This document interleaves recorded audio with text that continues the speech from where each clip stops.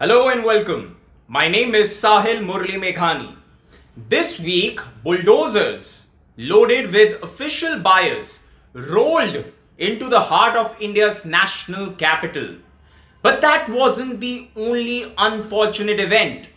Both the Aam Aadmi Party and the BJP, the two political outfits holding power at different levels in Delhi, got into a race to outdo each other in demonizing Rohingya refugees from Myanmar as well as Bangladeshi immigrants.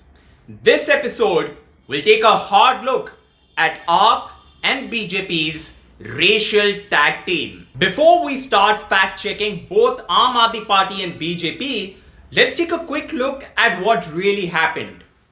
Not the recent violence itself, but the political blame game. It all began with Delhi BJP chief Adesh Gupta blaming water and electricity connections given to Rohingyas and Bangladeshi immigrants by the Kejriwal government as the reason behind the Jahangirpuri violence. Listen in to what he said. Delhi के उन इलाकों में unauthorised colony के अंदर जहांगीरपुरी हो या जमुना पार हो या दिल्ली के ऐसे इलाके जहां पर बहुत कंजेस्टेड आबादी है वहां पर रोहिंग्या और बांग्लादेशी बड़ी संख्या में घुसपैठ कर रहे हैं और दिल्ली सरकार उनको बिजली के कनेक्शन पानी मुहैया करा रही है। तो ऐसे में दिल्ली सरकार की भी ये जवाबदारी है कि उन लोगों को ऐसे सांप्रदायिक उपद्रवियों को वो संरक्षण क्यों दे रहे हैं। Now responding to this, Aam Aadmi Party fielded its MLA Atishi, who went a step ahead and asked for demolition of BJP's headquarters. She said that the BJP has settled Bangladeshi and Rohingyas across the country to cause riots. Listen in.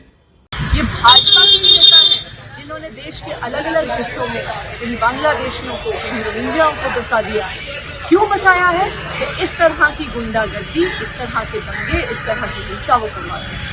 Bhajpa list निकाल के देना कि पिछले 8 साल में उसने किसको कहां बसाया है, उससे ही साफ पता चल जाएगा कि भाजपा अपना निकला दंगा कहां करवाने वाला है।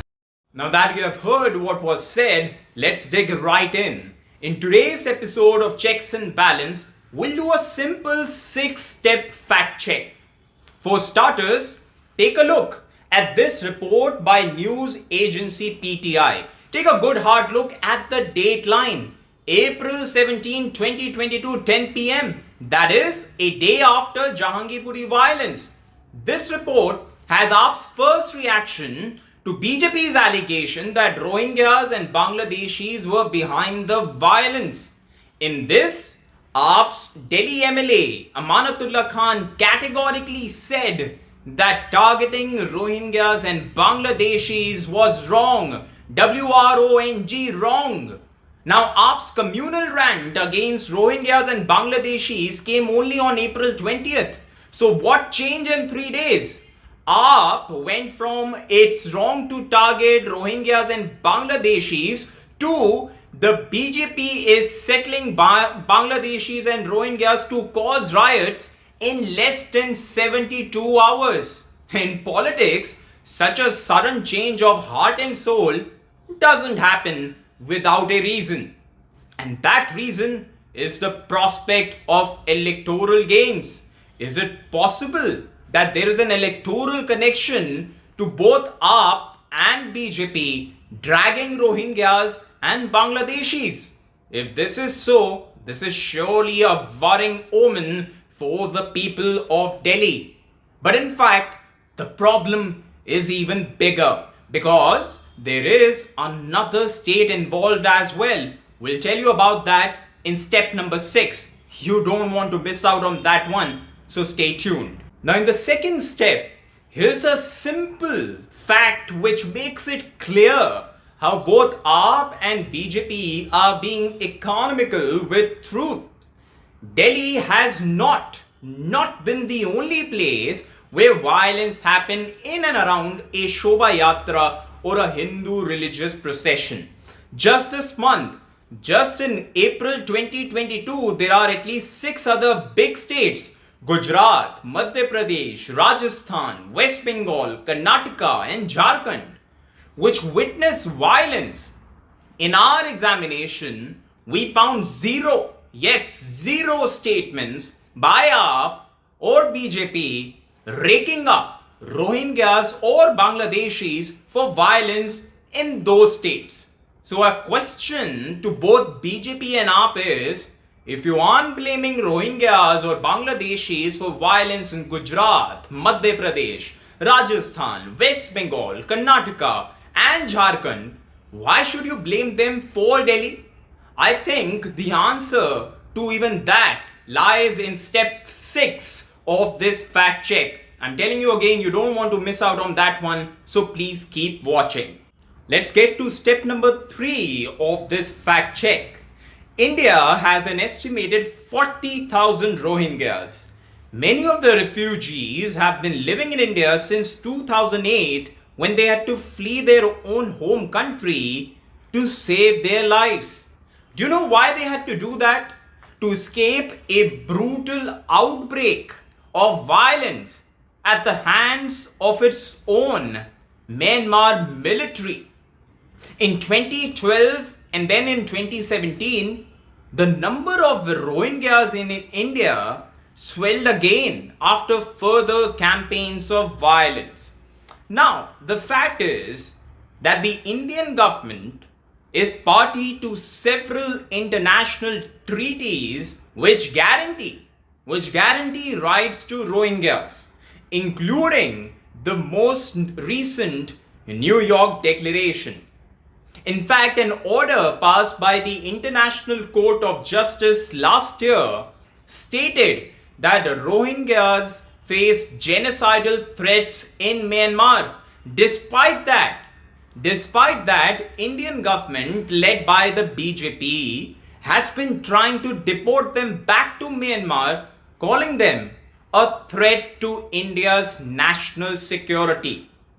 Since 2017, India reportedly has deported over a dozen Rohingya refugees back to Myanmar, according to rights groups, in violation of the principle of non-refoulement, which states that refugees should not be deported to places where they may face persecution. And it's not that in India they are enjoying luxury.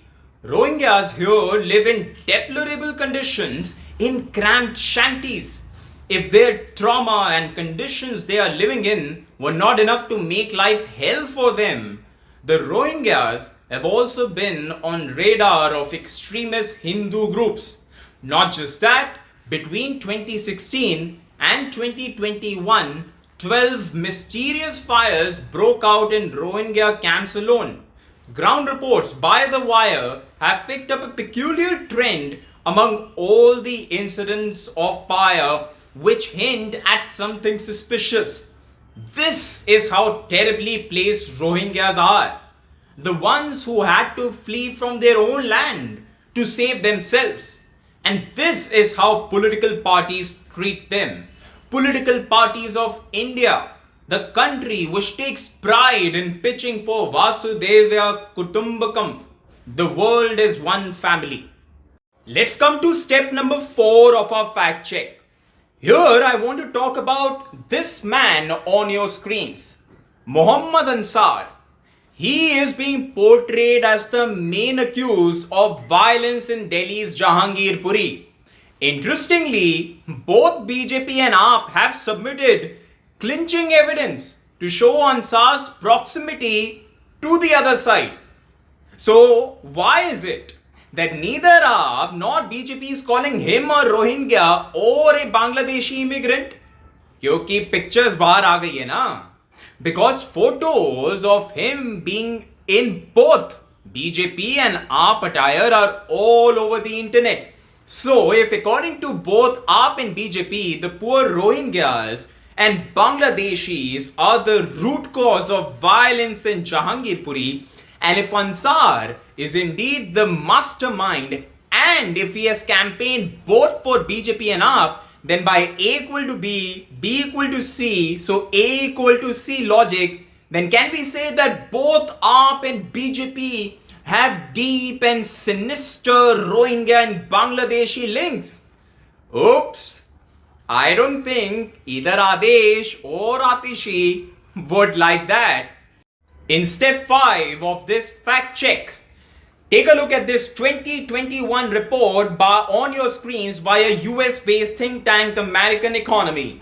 It says that out of 10.3 million undocumented immigrants in the United States, roughly 6 lakh are of Indian origin. That means Indians are the third largest group of what the BJP and AAP call illegal immigrants in the United States. I want to ask this question to you people, especially those who relish spewing hatred for Rohingyas and Bangladeshis. What if the US were to treat our Indians with the same level of insensitivity that our ruling regime and its supporters exhibit while dealing with Rohingyas? Think about it. And now, it's time for the sixth, the last, and perhaps the most important point of this fact check. The direct and immediate electoral connection behind Aam Aadmi Party and BJP's anti-Rohingya and Bangladeshi immigrants pitch. Municipal corporation polls are due in Delhi anytime soon.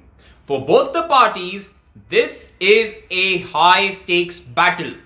To hide its abysmal performance in MCD, the BJP is looking to raise issues like the Rohingyas, which it hopes will resonate well with its core vote bank.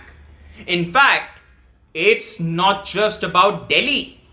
Assam's Guwahati held municipal polls on April 22nd after a gap of 9 years.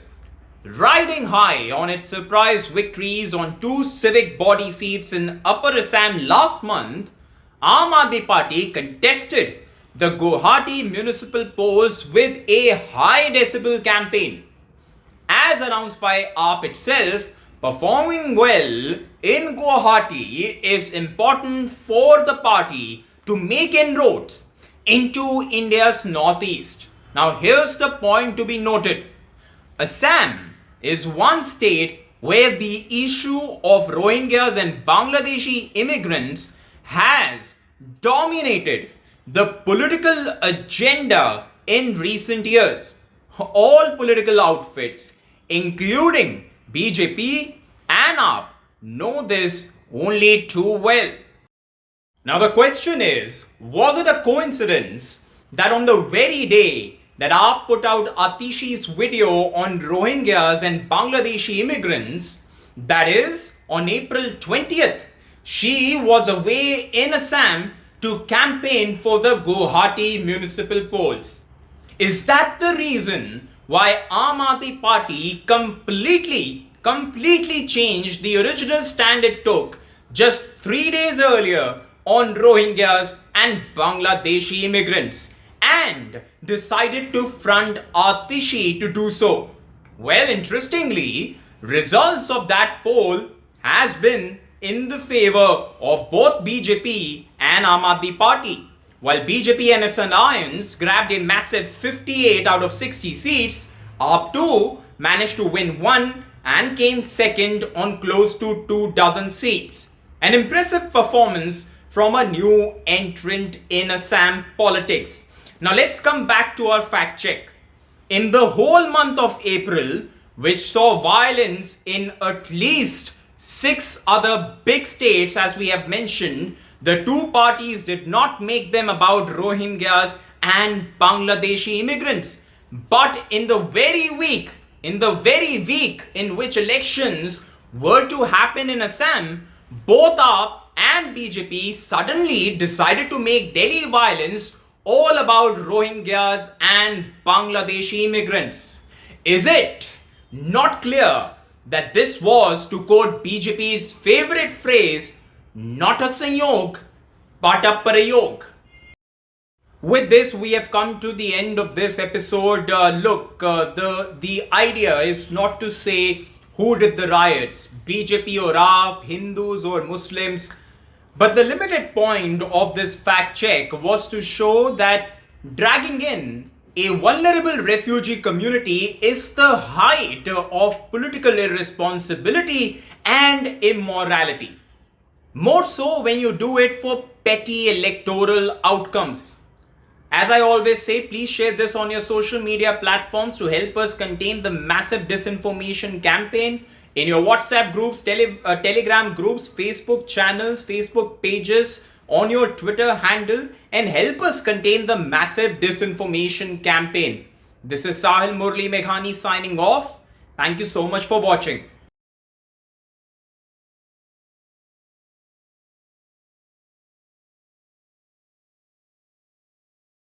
Get a sneak peek of exclusive content before everyone else. For channel members only. Memberships start at ₹89. Hit the join button below.